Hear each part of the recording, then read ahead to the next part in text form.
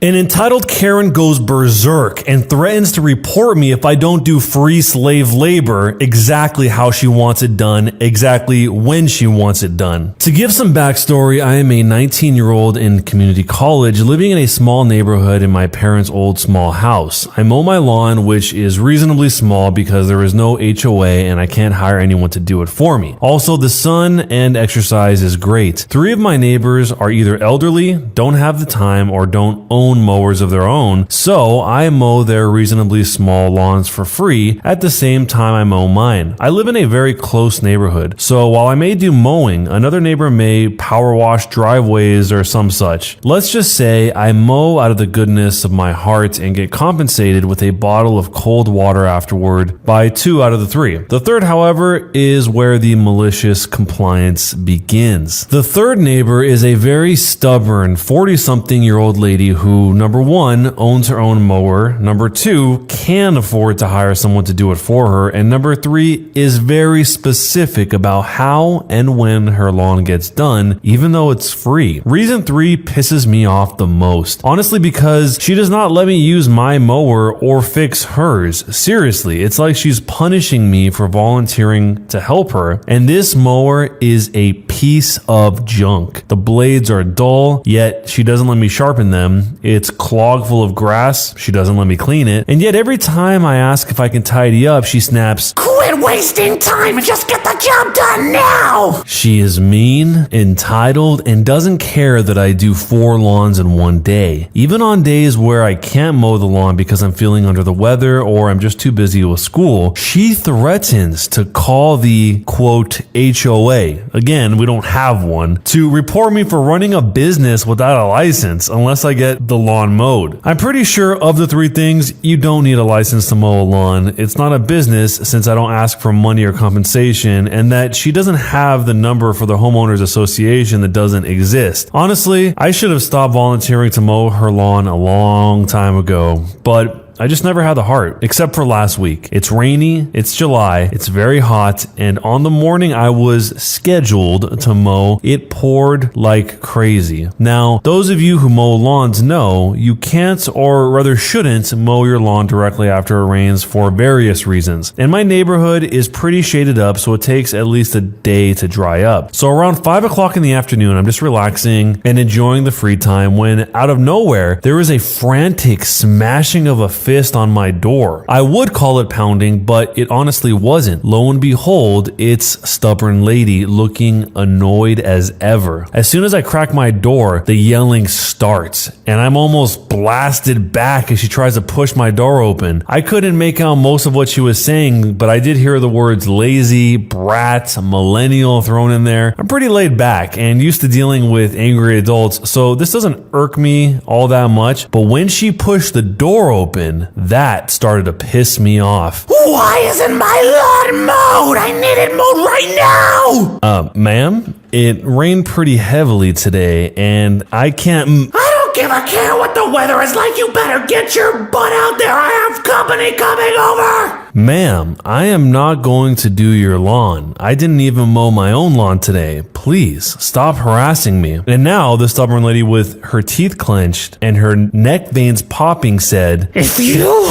don't mow the lawn right now, so help me God, I will report you like I should have done a long time ago." Now, while I could have argued, which I don't like to do, I had thought of a better plan. I said, "All right, ma'am, may I at least use my mower?" "No damn way, you snot-nosed kid. I want my lawn exactly the way I like it." My plan was in action. So grabbing her lawnmower and seeing that her and her company's freshly rained-on fancy cars were right along the edge of the lawn, I started to mow. I only got about halfway through before the mower completely shut down due to clogging and the sheer dullness of the blade. But it all worked out. Later that day, after a nice shower and a meal, I heard the reaction to my compliance, which was, to my amusement, the insane screaming and ranting about why the lawn was only half done and every car was caked in mud and grass. I only got in trouble with her as none of my neighbors liked her very much, and of course, she threatened again to report me to the non-existent HOA, to which I said, go ahead. And then, once and for all, I told her her that I refuse to mow her lawn ever again. This lady, this Karen, really thought that this guy, the OP, was just going to be waiting for her beck and call to do free labor for her whenever she wanted, however she wanted, at all times. It makes me wonder what experiences have happened in this lady's life where she thinks that that is normal. Has that happened in the past before? Had she lived somewhere previously where there was somebody that was just doing totally free labor for her for this extended amount of time that she could bark at and demand to go do what she wanted them to do whenever she wanted them to do it? I mean, why else would she think that this is normal unless she had some sort of referential experience in the past where that was normal? And if that's the case, what was that situation? What was that entire arrangement? The only thing I could possibly think is maybe when she was a kid, she had rich parents and that's how she treated people that worked for her parents. But wow, this is malicious compliance in full effect. Let me know if you guys think jerk or not a jerk, and what would you do if you were in this situation down below. 2 male Karens try to humiliate me, their waiter, in front of a group of 40 people. So I respond by serving them a sweet, sweet dish of malicious compliance. I used to wait tables at an upscale restaurant that was known to be the place to have your holiday or office parties. Great money if you got the right group. The menus were preset, the wine and liquor was preset, and it was all auto-graded at 18%. All of it was in the contract the host signed pre-event. Usually the host would make themselves known fairly early on so you would know who to talk to if there was an issue and who to give the check to at the end of the night. One night, I am splitting a party of 30 to 40 people with another server. This event had top-tier food and mid-level wine and booze. Very nice. A small group of people, between 5 and 6, arrive a bit ahead of the schedule. 2 guys and 3 or 4 women. Not a problem, since it's actually nicer if they slowly roll in so we can get drinks started. I walk over, introduce myself and the other waiter, and ask for drinks. Now, this was back in the early 2000s, and Chads weren't a thing yet, but the 2 guys were the chattiest Chads. If they could have popped their collars in their suits, I'm sure these guys would have found a way. Super Chad number 1 said, "Hey, me and my bro, we're gonna start with a round of Johnny Walker Blue, and these ladies are gonna have an expensive red wine." Super Chad number 2, turning to the girl, said, "Once you have Johnny Blue, you just can't drink anything else. It changes you, bro." I said, "If you like, I can put those on a separate tab. The event contract has Johnny Walker Black, but not Blue. The red wine selection for tonight is a less expensive wine." Super Chad 1 said, "This is our party. Just give me what I ordered and don't question me again."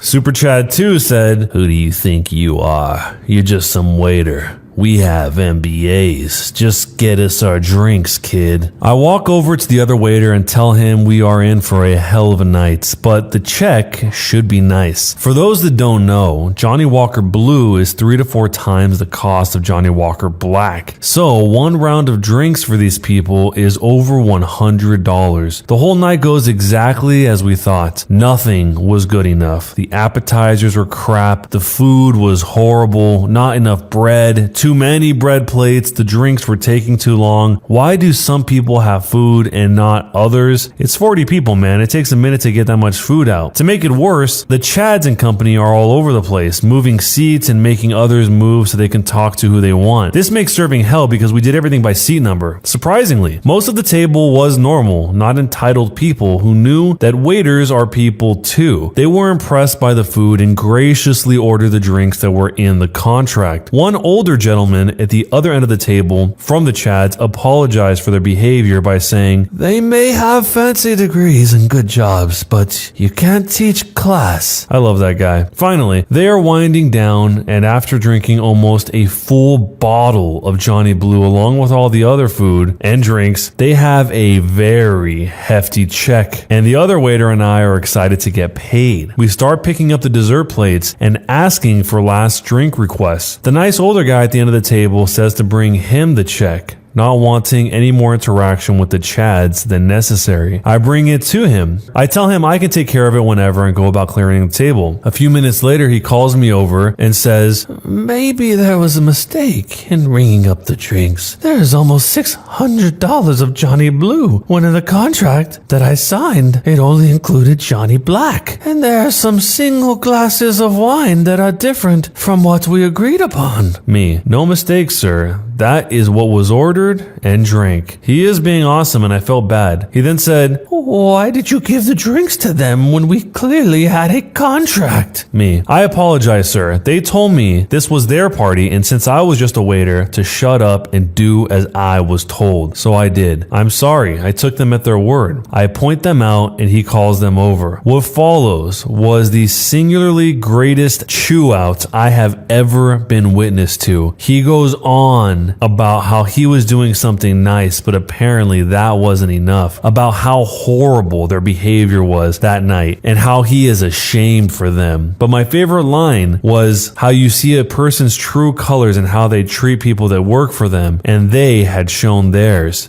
Then he called me back over and said, Apparently, this was my party. Guess I was wrong. This is their party, and now they will be taking care of the check. Oh, and up the gratuity to 25%. You earned it. He turns around and walks off, leaving the Chads with the check. All in all, it was about $3,000. I have never seen two grown men look so defeated. Was I the jerk? So where do these two guys think that the money was going to come from to buy these drinks? Did they just assume that the guy would be totally fine with it? Or were they not as familiar with this different type of drink as they thought they were with the price increase that would come with getting the more fancy version over the regular one? The OP said it was 3 to 4 times the cost of the one that was on the contract. And it's pretty unbelievable how often you see people treating waiters poorly or anyone in service for no reason. It's just because they can. They think they can get away with it, and they act totally terrible like this and demeaning when it's not even in response to the waiter being rude to them or anything. It's just right out the gate. But it is cool that the old man did increase the gratuity up to 25%, because 25% of $3,000 is $750. I assume that's for the total meal and not just one half, because there were two waiters here. But either way, whether it's $750 or half of that when they split it up into two, that's a good chunk of money for one single meal. So anyway, let me know what you would do if you were the waiter in this situation, and jerk or not a jerk, and why. Am I the jerk for telling my boyfriend that he can't date younger girls and then get upset about my budget apartment? So I recently got together with a guy from my hobby. He asked me out first, and I had some doubts that we'd work together as a couple because of the age difference. He's 35 years old and I'm 22 years old. So in my apartment, since it's an old house that was originally a single family house, there isn't much soundproofing, and the doors creak when people move. I've gotten used to the sound of the guy upstairs getting up at 4 a.m. since he starts work at 5, and the sound of the girl's apartment to either side of me watching telenovas till midnight, taking work calls all day, and having friends over on weekend nights. I know when I play music or have friends over, some of the sound leaks through the walls, so I never get upset about hearing my neighbors because it goes both ways. So when my boyfriend started coming over more often, he had complaints about the neighbors, which put me in an awkward place. He wanted to go speak to them or have me text them, and I said no. For example, one of the early times he stayed over, we went to bed around 10. He wanted me to ask my neighbor to turn down her TV. I said she didn't have it that loud and she turns it off at midnight anyway. At 4 a.m. he got very irritated with my neighbor upstairs getting up and cooking breakfast. I said he would be done by 5 a.m. because that's when his shift starts. At 7 a.m. he was still trying to sleep in, and the neighbor on the other side had some work calls that he said he couldn't sleep through. I offered him earplugs and he said he couldn't sleep with them in either. He wanted me to ask her to quiet down. He had similar comments every time he heard someone else in the building just living their life, especially if he was in bed. I got frustrated with my boyfriend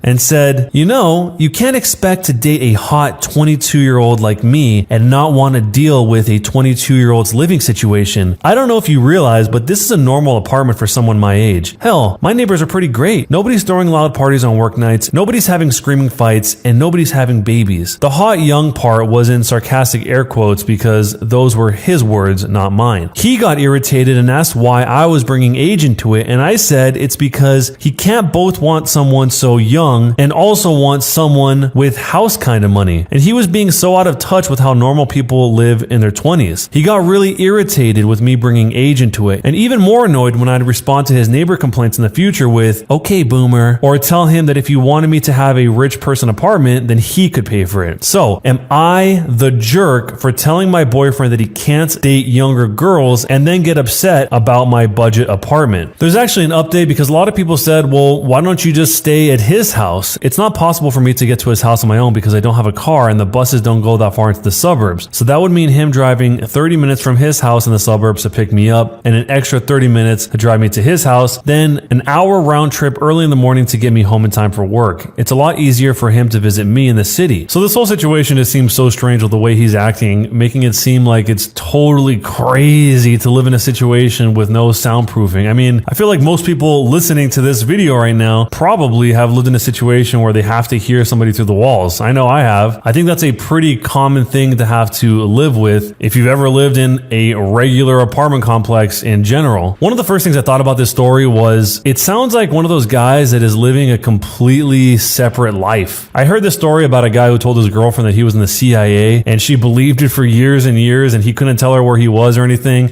And it turned out he just had an actual wife and a family that he was going to when he was going to work at his CIA job. But it turns out in this case, for this story, that might actually be true because the final update to this whole thing says, I Googled his property records for his house and he co-owns it with a woman who shares his last name. Holy smokes. I don't know if she's his wife or his ex-wife or something, but I'm out of here. I'm honestly freaking out right now. Maybe it's his wife, maybe it's his ex-wife, or it even could be his sister, for example, but him being married and acting like this in the situation where he can't go to her house for some reason would make a lot of sense. So let me know what you would do if you're in this situation and jerk or not a jerk. And